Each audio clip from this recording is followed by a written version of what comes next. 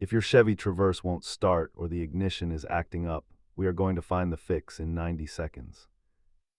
Nearly half of all no-start issues on this platform are caused by a weak battery or corroded terminals. Let's walk through the diagnostic process to pinpoint exactly where your power is getting lost. First, verify the shifter is in park and check your battery terminals for any loose connections or heavy corrosion.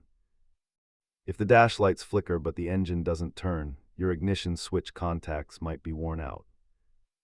Listen closely when you turn the key. A single loud click often points directly to a failing starter motor.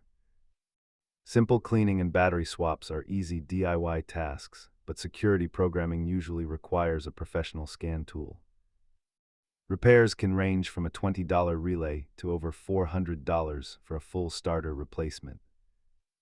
If you are stranded, a light tap on the starter motor while someone turns the key can often get you home. Keep a basic socket set and a wire brush in your Traverse to handle these common electrical issues. Remember that the simplest solution is usually the right one, so double-check those cables before calling a tow truck.